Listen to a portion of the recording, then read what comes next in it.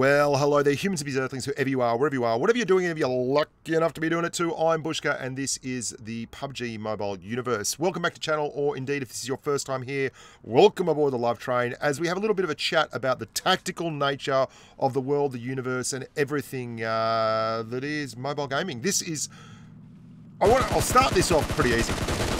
If you are driving up to firefights in cars, you're doing it right.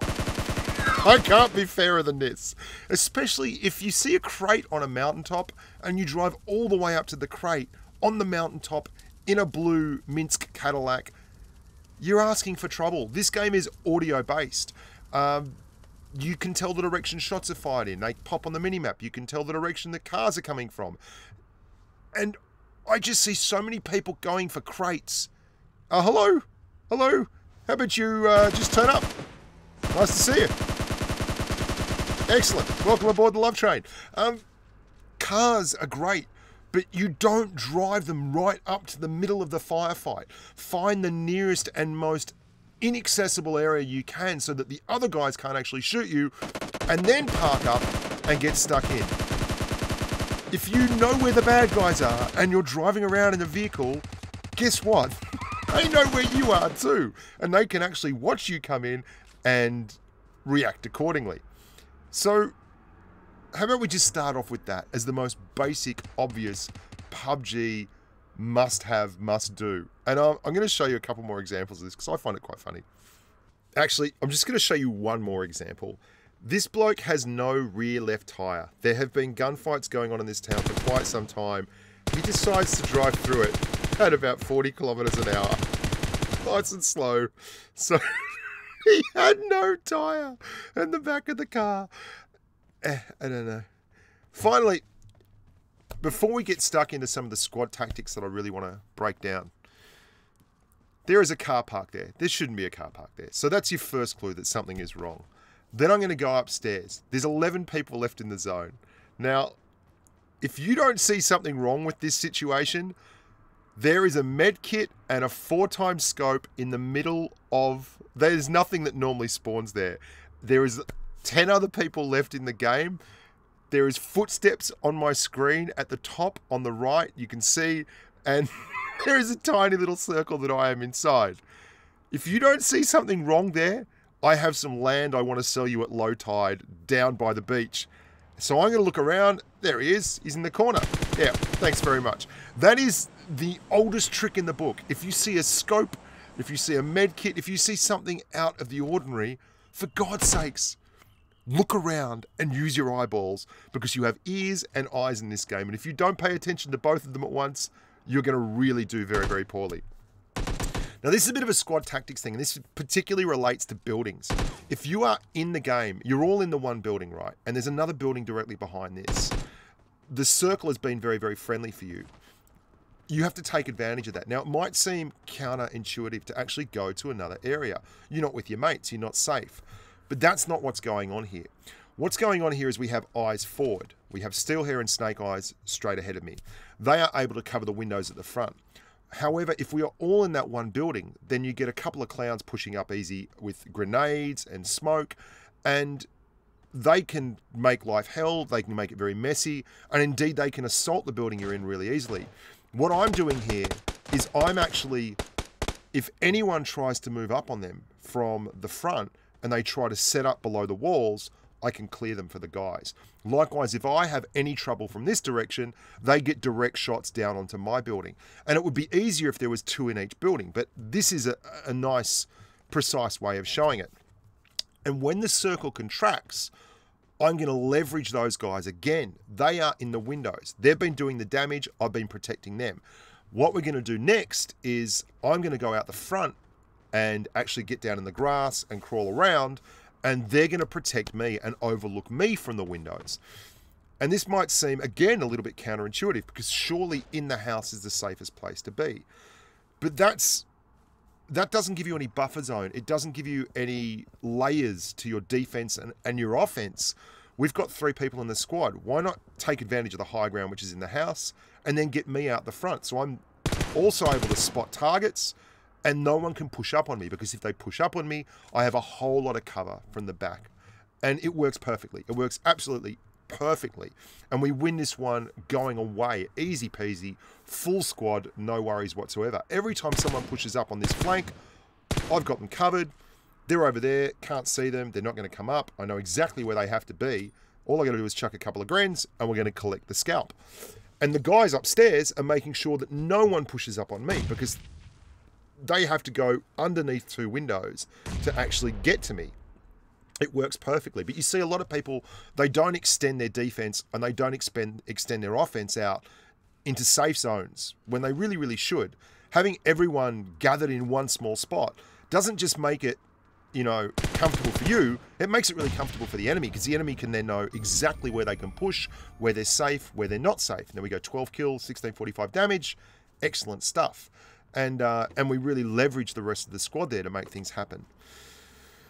But what about when you're solo? How can you do things when you're solo? How can you actually work things when you're solo? And I'm going to show you, there is something that can be both a hindrance, but can also be a tremendously huge ally, and that is the zone line, the blue line. As the wave of radioactive distress comes your way, you generally have to run in front of it. But if you're proactive and you get out ahead of the zone line, you can use it to act like a second squad member. And I'm going to show you exactly what I mean by that. You can see down there, there is a huge town. Now, for the sake of ease, this could be Pochinki, it could be anywhere. It's not. It's that Yasna joint, whatever it's called.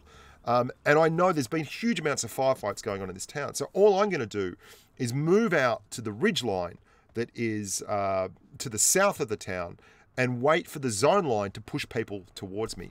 And I'll then engage them, and it's like I've got a second squad member. Now, this is fairly obvious, but a lot of people don't do this. A lot of people don't work like this. And it's by no means foolproof. You can see I'm going to get shot here while I'm engaging down there. There's another bloke over there on my left. So I readjust, I move back, take a little bit of a med kit. And this is the beauty of being set up before the zone gets here. They're getting pushed to me. I'm not getting pushed to them. That means I have the time to med up. I go back there. I'm going to clear this guy. It's in the field. And then I'm going to look over here at the guy that was pushing up on me from the northwest. He's behind that haystack there. And I'm going to just squeeze out a couple of nice old change scopes because I know it's going to be short range. I don't need the 8 times. We go back up. There he is. And we clear him. And that's because I'm using the push of the zone line. Oh, and look, there's someone else. I'm using the push of the zone line to actually bring targets towards me, not the other way around, not push me towards targets. You can always use this too when, if someone runs past you in a Jeep or something, or you shoot at them and they're heading into the zone line, that's crazy. It's crazy because what's happening now is they're going into a zone that you're about to have to run into in a vehicle, and they can absolutely set up and go wherever the hell they want, and you've got to run past them. I can't tell you the amount of times I died doing that when I first began the game, until I realized that if you shoot at someone, they know where you are and they can set up a trap for you immediately. Now, this is a horrible situation for me. And I'm going to show you how you can use the zone line here again. So as soon as I start running across this field, I'm in massive strife. I'm getting shot from all sides. And because I'm over 150 meters away from the people that are all over the place, the grass isn't rendering, the wheat isn't rendering, so I can't hide in it. So what's a man to do? What's a human to do in this situation? There's 14 seconds to go before the zone line comes. I come back here and I run in. I can use the zone line here as a very, very friendly tool. What I'm going to do is wait for the zone line to just about get up to me and hit me, and then I'm going to run in with the zone line. Why? It's a really small zone. The guys up on the hill, if I'm running in with the zone line, are going to have to run in as well. They don't have the opportunity to sit there. The zone will hurt if they are not in the zone. So I let them get to the point where the zone is right there, and then if they want to sit there and start engaging while the zone is actually coming in, that's all well and good, but they're going to take damage from it. I don't know if they've got med kits. I'm running right on the edge of the zone line, okay? They have to run in as well. They can't sit there and snipe. So I've eliminated that whole left-hand side of the map. the flank to the north of me, basically, that was, sorry, to the east of me, that was a struggle, and it allows me to run in safely. And that's really important when you don't have a lot of opportunities and advantages. I actually ended up coming second in that game. And I did it while running in and using that tactic a couple of times. And basically, I only got, I think, 4 kills in the whole game because I was running in and chasing the zone line and being absolutely behind the 8 ball the entire time. But I used what was on offer, and I managed to drag out a top 2 finish because, you know, I just used my brains. It's a good thing to do. Something else I want to finish on. I'll finish on something that's relatively simple and absolutely a necessity in the game. If you hear footsteps, right? So grass doesn't render at like 150 meters, but it does close. And if you're lying in the grass, you just can't be seen generally. Like, you'll know that. If you hear someone coming, lie down. Doesn't matter if they know where you are. If they are running towards you upright and you are lying in the grass, you will see them first, you will get the first shot, and you will win the engagement. And that's basically what we're here for, right? To win the engagement, to get further in the game, to finish high, to do more damage, and to get more chicken dinners. And if you want to get more chicken dinners, you've got to learn to use the cover and the surroundings that are available to you. At 150 meters, grass won't render. You can see those hills around. If someone was lying on those hills, it would be like they were lying there naked on the hillside. But if they were within 150 meters, it looks impossible to... I hear sound again. I hear someone running again. They're running over that direction now. I lie down in the grass, and then I don't stand up until I have the shot, and I get the shot, and I win the engagement really, really easily. If you hear a vehicle coming, lie down in the grass. They won't see you. If the vehicle stops near you, you will just nail them. If you hear footsteps, lie down in the grass. As they come around a corner, you will be, for all practical purposes, invisible. I win more like short-range gunfights doing this, even against multiple opponents at once, than I do running around and trying to use first-person shooter Counter-Strike skills. Anyway, I hope you guys enjoyed that. I hope you got something out of it. It's all about, you know, helping the humans and improving your opportunities of succeeding in life. I don't know, helping you get that job, paying the rent. I don't know, guys. I hope you enjoyed it. Look after yourselves, and make sure to follow me on Twitch if you want to watch the live streams. That is twitch.tv/thebushka. Yeah, stay safe on the battlefield, and bye for now.